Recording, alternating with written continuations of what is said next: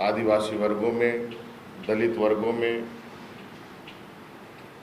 शिक्षा का स्तर अभी भी बहुत अच्छा है, नहीं कह सकते।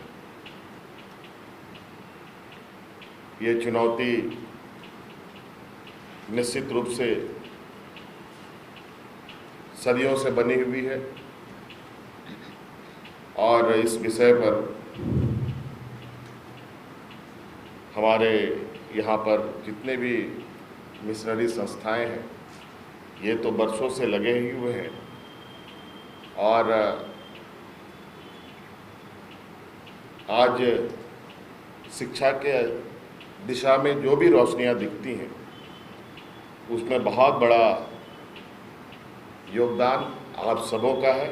इसके लिए आप सब लोग मैं बहुत बहुत धन्यवाद, क्योंकि आज एक हमारे कंधे पर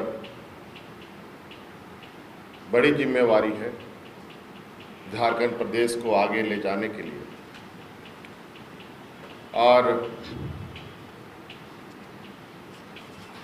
ये भी आप सब लोगों को पता है कि झारखंड राज्य की उपज कितने जद्दोजहद के बाद हुआ है।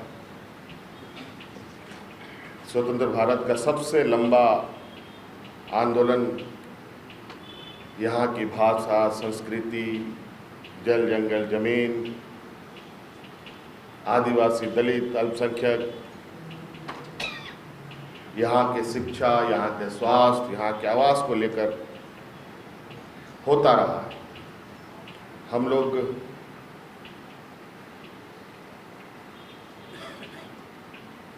आंदोलनकर्ता के रूप में भी हैं और नेतृत्वकर्ता के रूप में भी हैं। हम लोग सरकार में रहें ना रहें, क्योंकि यहाँ के लोगों से एक भावनात्मक जुड़ाव भी है, इसलिए अक्सर हाँ लोग हमसे सवाल करते हैं इस विषय पर कि आदिवासियों का विकास, दलितों का विकास, अल्पसंख्यकों का विकास कैसे होगा। आज जब मैं सरकार में आया हूं, पहले दिन से ही कुछ मूलभूत समस्याओं पर मैं बहुत दिन रात चिंतन मंथन पर हूं और रोज नए सोच मन में उमड़ता भी है। कई दिमाग में नई विचारें आती हैं, कई चीज़ें हम लोग उन विचारों में से मुख्य चीज़ों को ग्रहण भी करते हैं और उसको पकड़कर आगे बढ़ा को लेकर मुझे लगता है जितने करीब हमारे यहाँ पर मिशन के लोग हैं, शायद ही कोई ऐसा वर्ग होगा। सरकार तो शिक्षा की व्यवस्थाएं चलाती है, लेकिन कैसे चलाते हैं वो आप लोगों के सामने है। शायद ईमानदारी से काम किया होता तो इतनी समस्याएं विकराल नहीं होती। और आप सब लोगों ने भी देखा, आप लोगों के साथ मैं लगातार संपर्क में हूँ, आगे भी रहूँगा और किस तरीके से समस्या का समाधान हो रहा है ये भी आप लोगों ने देखा। लेकिन ऐसा नहीं है कि हम लोग छोड़ने वाले हैं और निश्चित रूप से आप लोग उम्मीद रखें। और मैं भी 5 सालों के लिए नहीं, लंबे समय तक की कार्य योजना बनाकर आगे बढ़ने की सोच पर हूँ, ताकि उसका लाभ तत्कालिक ना हो, उसका लाभ दूरगामी हो, एक लंबे समय तक। क्योंकि शिक्षा एक ऐसा विषय है, विशेषकर आज के इस भौतिकवादी युग में,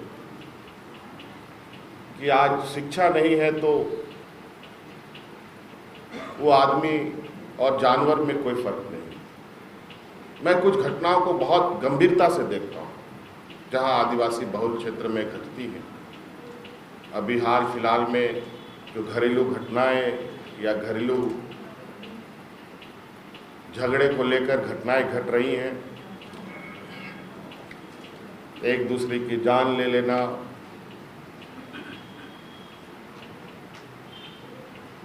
पूरे परिवार को समाप्त कर देना, इस तरीके की घटनाएं नहीं कहीं ना कहीं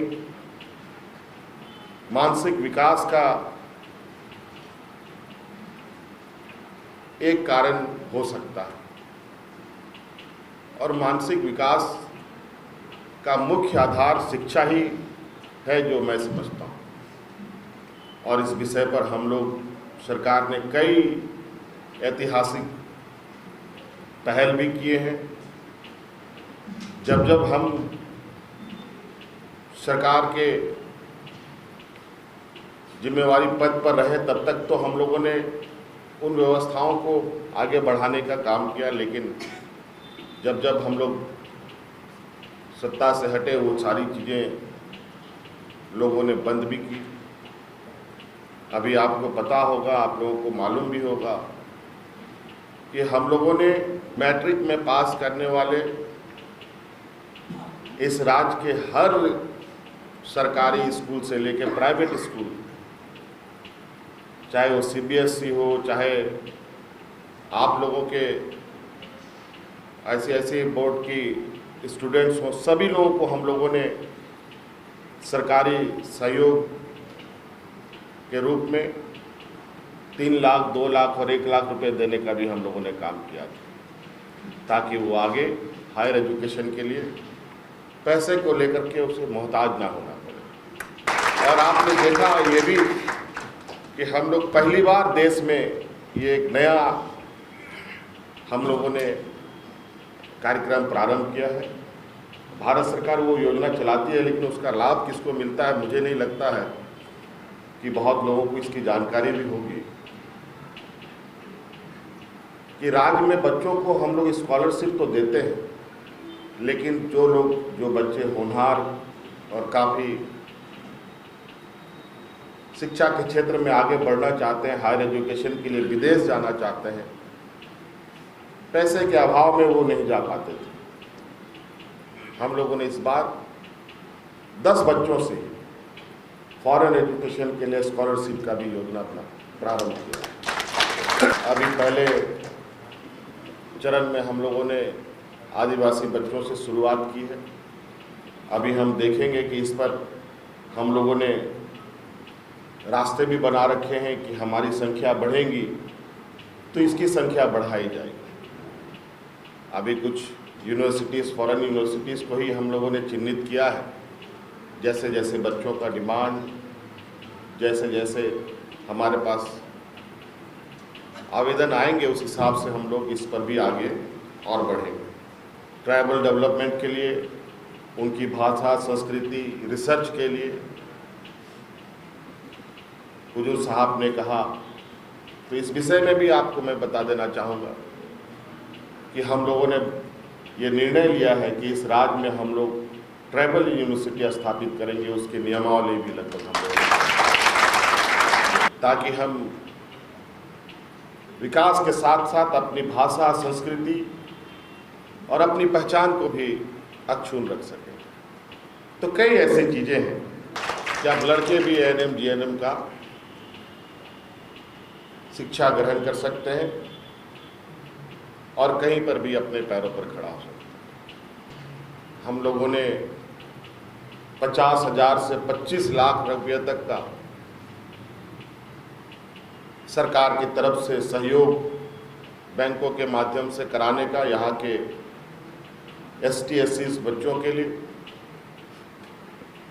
योजनाएं प्रारंभ की है, ताकि वो अपने पैरों पर खड़ा हो सके, रोजगार सृजन कर सके। हमारा ये राज्य लगभग 50% अधिक से भी अधिक जंगल के परिधि में आते हैं। हम लोग का टेरेन ऐसा है, उतार चढ़ाव, उबड़ खाबड़, सुदूरवर्ती, हम लोग का जोग्राफिकल कंडीशन भी बहुत चुनौती भरा है और इन जगहों पर सभी चीज़ों को मुहैया कराने में भी एक चुनौती है। हम लोगों ने इस बार लगभग 4,500 स्कूलों को नए रूप से उस पर पूरी तरीके से सुसज्जित स्कूलों के रूप में बनाने का संकल्प लिया है, ताकि हमारे ग्रामीण क्षेत्र के भी बच्चे एक बेहतर शिक्षा ग्रहण कर पाए। आज उन बच्चों को और इस राज्य को कुपोषण से निजात दिलाने के लिए हम लोगों ने इस बार निर्णय लिया है कि वीक में, हफ्ते में 3 दिन हर अल्टरनेटिव डे में बच्चों को एक अंडा खिलाया जाएगा, ताकि वो स्वस्थ हो सकें।